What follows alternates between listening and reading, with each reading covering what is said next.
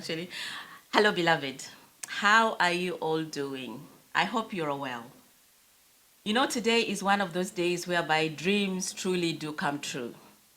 And today I'm going to be talking to a guest who has chosen the path of forgiveness. And through that, he's giving back to his community. Ladies and gentlemen, in with me in the studio today is none other than Emmanuel Jal, South Sudanese recording artist. From a former child soldier to acclaimed recording artist and peace ambassador, Emmanuel has released over 6 award-nominated studio albums, and he's just released his newest album with his sister, Nuaraj, and it's called Nath. Emmanuel is an entrepreneur who is into health and well-being. He's into leadership training, and he's also got a charity that he's very, very passionate about. Help me welcome Emmanuel Jal. Hello, Emmanuel. Thank you so much for making me come to your show. Thank you. Thank you for honoring my invitation. Thank you. And I was so happy when I heard that you were in London, going about with your business. And when I called and they said, yes, you can come. And I was like, yes, my prayers have been answered. Thank you so much for coming. Thank you. They told me it's your Ugandan sister. I said, okay, beautiful. I'm ready to go for this. You know, it's good to support each other. Yeah. And I know you're doing great, great things. And you're very busy as well. How's London life going? Well, London is great. So I've been on tour here. So mostly I was doing a speaking engagement tour. So I'm conferences and business workshops, and then going to schools and mixing it with music. Yeah, I saw you when you went to Dulwich College. How was that? Dulwich College was amazing. A lot of young people there. Some of them would ask me, how do you gain courage? How can you overcome mental challenges? So I showed them different ways, and it was a great reaction. It actually went viral. One of the clips that I put got over 3,000 views in a short period of time. Yeah. No, because what you're talking about, Emmanuel, a lot of people don't like to talk about, and what you're talking about is raw and real and authentic. Because coming from where you've come from and what you have experienced and seeing you now, I can't help but be, actually humbled by where you are right now. A lot of people who have come from war-torn areas, as a Ugandan, we've experienced war. But I find a lot of people find it very difficult to move forward and to forget their past. And a lot of times, our past holds us back from actually walking in our purpose. But you have defied the odds, and you're walking in your purpose and giving back. And it all starts with the mind. How did you achieve that? Well, to me, the first battle, I always begin with a question: who owns your mind? Is it fear, worry, or anxiety? Who owns your mind? Because the battles are fought in the mind. Absolutely, absolutely. And they are won in the heart. And so whoever owns your mind owns in everything you create. And so, but what dominated my mind the most is, and I can talk about myself, is trauma. What is it? So because I was born in a times where South Sudan was at war with the North Sudan at that time, that war reached the core of my family. So all my aunties from my mother's side died. All my uncles except two. My mom was claimed by that war. And by the age of 7, my father told me I'm going to go to school in Ethiopia. And so, but through that process, you see your village burn. That's a lot to take in for a child. It's a lot. And the first time I witnessed somebody raped close to me was my aunt.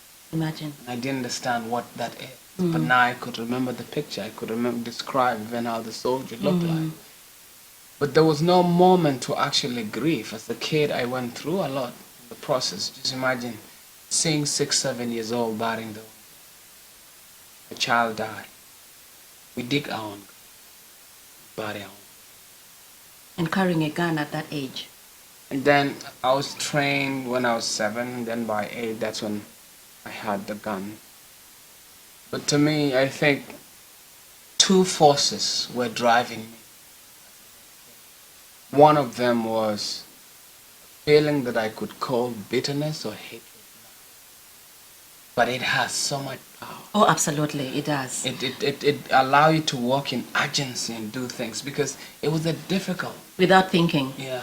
when I see the flashback of my home burning down, and I say I'm not going to Mm.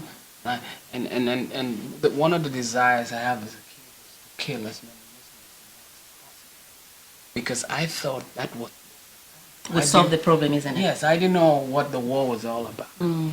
But that drove me. That made me finish the training. One of the difficult part was being trained to actually become a child soldier. The brainwashing part is so difficult.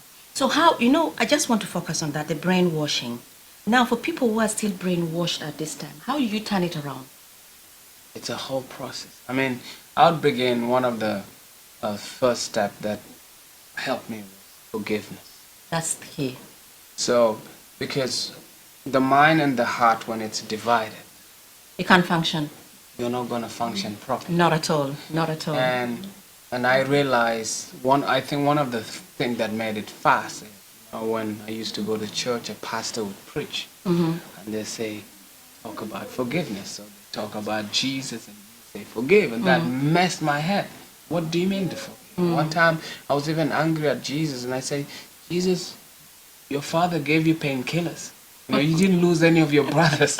You don't understand this. You haven't lost a mom, You can tell me to forgive. What is this? I was angry. But the signpost never gave up about me to forgive. Just do your call us, what I should have told you. Yeah, so the signpost for me, the signpost that were talking to me didn't give up. So those two gentlemen that were talking, and it was a little bit aggressive, but one of them left a line, and he said, when you don't forgive, it's like you swallowed a poison and you're wishing for the other person to die. To drink, yeah. Do you know what? Let me just interject there. What I always tell people is I'm a great and advocate person for forgiveness. Yes. What I tell people is walking in unforgiveness is like if you're at home, melt sugar on a hot pot, yeah? Yes. See how the sugar is melting. That's exactly what is happening in your heart. Wow. Try it when you get home. Seriously. I love that. I love that.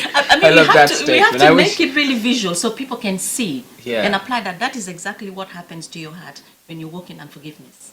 I think like what you're describing, I wish somebody would make me explain, but that sentence kept me thinking, and conversation continued. My mind began to write another sentence. When you don't forgive, you've accepted to be a slave to the person who hurt you. That's it. And then I realized, okay, all the people who hurt my home, I don't know where they are. True. But they're controlling me. They're controlling your life. And then the next step that I began to, because my mind liked to create pictures and teach me, the inner voice, when it began to talk and you allow it to talk, will do its job. Maybe in Christianity, they'll probably say it's the Holy Spirit talking to you. And so what happened here is I came to understand what they do in military. One of the strategy of child soldier, one of the things that we're told is, if you want to control people from a distance, hurt their loved ones, amputate, rape, burn the villages, so that the trauma can be transferred for generation. And the way to transfer it is through bitterness. So when people are bitter, you give them a setback. That is deep. So when you give them a setback, they cannot think. If you look at black people in Africa, we're self-destructing ourselves. Absolutely. We have trauma, Absolutely. we have bitterness, because it creates walls. And as the pain continues... And a heart of stone, isn't it? Yes. You see, as you get more pain, it creates building blocks that keep you in a box, and your perspective become more narrow. Very narrow. That you can't see. So bitterness in itself, it's a sign of poverty, because it's quiet, it occupies space in your mind. Just imagine if you have many people hurting you, and plus your ancestors that were hurt. Plus you're carrying everything. You're carrying everything. And so what it does is, I look at it as a poverty, because your mind will be occupied. You cannot think beyond No clarity of vision at all. No clarity of vision. As you can Oh, Emmanuel, give me a high five. I love this. Yeah. You know what? I wish this show was an hour. We literally have 15 minutes. we'll I know. go through it. We will go through it. Yeah. Now I know you're very passionate about your charity, and out of that you formed Gua Africa, which was founded in 2009. And out of that, actually, you've had first-class professionals in medicine, law, and education. How is the charity doing? Well, the charity is continue to do its job. So at the moment, we have managed to put a bunch of young people into school. We're still working. Everything has its own journey. Absolutely, And absolutely. so it's one of the things that holds me to stay focused, because the pain, wealth is built as a collective. It's not an individual thing. Not at all. If you Not have a at lot all. of money and everybody in your community is poor, you're going nowhere. Absolutely. But if you have little of enlightenment and you can begin to distribute that into the community, if you look at, I believe in education. Oh, absolutely. Because through education now, I was able to discover the truth. Should I now continue to hate, or should I forgive? I came to realize not all Muslims are what Not I at all. experienced. Not at all. No. And I came to realize these are people that have been programmed by the environment. They've been put stuff in their head. They have their own pain and their They don't know any perspective better. Yeah. And so, and I realized even my own tribe, what did my own tribe do? They raid other tribes. They take their cows and they label them as subhuman species. And then you ask yourself, why? You can't understand as a kid. And they say, oh, they eat people. Oh, so if they eat people, we take their cows here. And then as a kid, at one time, I was so scared. So I had a debate with one person. I said, okay, now you're saying that we are only interested in their cow, and if an adult is hurt and is down, you don't hurt the adult. You don't raid the village. You don't burn them. Now I say, and you don't kill children. They say, yeah. And I say, if we're going to leave those children alive, they're going to grow and eat us. Why don't we kill the children and women? And the adult was saying, no, we don't do that. So I couldn't understand it in my head. Like I was saying, the adults are not thinking. They're not. How They're can not. you stay with the... So they create these lies and philosophies. Each and every tribe has their own philosophy. So I came to understand, in the end, it's the resources. It's when people run out of better ideas to expand and think. So when resources become scarce and our population increase, and our elders have run a better idea to integrate our thoughts and plan for the future, what they do, they create strategies. People turn on themselves, or they create an ideology, or those are cockroaches, kill them. And so Gua Africa educate all kind of kids from all tribes. We even put kids from Kenya, we put kids from Rwanda in school as well. And it's going okay. So if anyone wanted to donate to the charity, They can go onto the Gua Africa website, which is www.gua-africa.org. how do you pronounce it? Gua or Goa? Gua, whichever way. Gua, okay. Yeah. Gua Africa, which is actually, we've put it up on the screen as well so people can donate. Now, another thing I know that you're really passionate about is leadership training. So the leadership training, I created something called My Life is Art, which is about us recognizing our lives as a work of art that we create to spark conscious awakening. So it's a 360 approach to life, which has daily practice that will make you align your purpose, your vision, your mission with your goals in order to create that life. And so what we do, I organize is a one-on-one coaching, or it's the type of, I wouldn't call a coaching, it's almost like mirroring of each other. Okay. So whoever you're coming to work with, you respect them how far they've come, and you just mirror who they are and share your knowledge, and they share their knowledge, and then they get to see where they're going. So basically it's almost like acting like a mirror, and then introduce them the tools that they can use to create their life. And so the tools we have now, they help leaders own their mind, find, define, walk in their purpose. And then we show them how to create habits and beliefs that they can use to manage their life and create success, but also to increase their mental power. So, and that's what we do with My Life is Art. I like that. And if somebody want to know it, they could go to mylifeisart.org and learn about it. So I organize retreat. I take people to Kenya or refugee camps. How often do you do that? I do the Kenya trips once a year. When is the next one? The next one is in April. Okay, April next year, Yeah, 2020. 2020. So we have a waiting list. but I have the one I do in Canada. So hopefully I may start doing little ones in different part of the world. When are you coming to London to do it? I haven't thought about London, Okay. but now I'm gonna put, because I just had an event yesterday. I was shocked how many people were so interested in this. Absolutely. In this Just philosophy. explaining it alone. Yeah. You know, somebody would really want to register. And the thing is, how long is the trip to Kenya, or if somebody's to come to Canada? The trip to Kenya is 7 days, but I have another boutique one that I'm gonna be doing in October in Canada, which is like a 3-day thing. And when is that in Canada? That is gonna be in Toronto. So that one is by invitation. So Okay. don't make it public. No. But the Okay. Kenyan one is open. So some stuff you just do few people, so you can have the right amount The right of amount. people. And usually, how many people would you have? The non-invited ones, like the one going to Kenya. How many people would you have on the trip? Mostly I do 12, 12. 15. So it's manageable. Because that one is a trip. You're going to very, very challenging areas. You're going to a refugee camp, and then you're going to go to areas where there's poverty is high, but also you're integrating the philosophy and teaching with the community. So what happened is, one of the coolest thing I like is about purpose. So when every person discover what their purpose is, like, they get shocked. I think what I talk about, most Christians will understand, and maybe top Buddhists who meditate hard, because I tell people, your purpose will give you joy. Absolutely. And it's something that you'll wake up in the middle of the night and do without even anyone asking you. Yeah.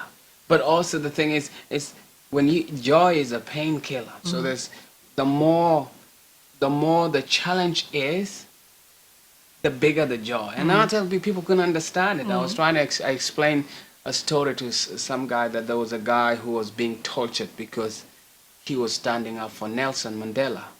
And so they were beating him, and he said, look, you know what, I believe in Nelson Mandela. And they told him, you're a traitor, because he was white. And he said, I believe in coexistence. We have done so much harm to these black people, and we keep pushing them down. We have an opportunity that can bring all of us together, and I believe in that. And as they tortured him, what he said is, as his pain was increasing, something happened in his heart, that even though he blacks out and come back, he found so much joy in his heart. And he said, even if they take my life, I know I stood So my ground. the joy numbs the pain. Numb the pain, and he forgave them. So he's saying in his heart, just like Jesus said, Father, forgive them, for they don't know what they do. So to him, that's what he did. And all of a sudden, the guys who were torturing him are scared to touch him. So slowly they come and tell him, hey, just want to tell you, we are with you. We're just scared. We're on this side, we're scared, but we're with you. That's how God works, isn't it? I mean, that's how it works. And so I look at it, when you know your purpose, and the signpost for your purpose is joy. So find out, if you know how to activate joy every day, then that is your purpose. Now you did an act of a purpose. If you go to a job, and the job is drying you, and you don't have a purpose. Unfortunately, a lot of people are in that category. Yeah, because when you discover your purpose, it doesn't matter whatever job you have, because you'll derive joy out of it. Joy will come out of it, because and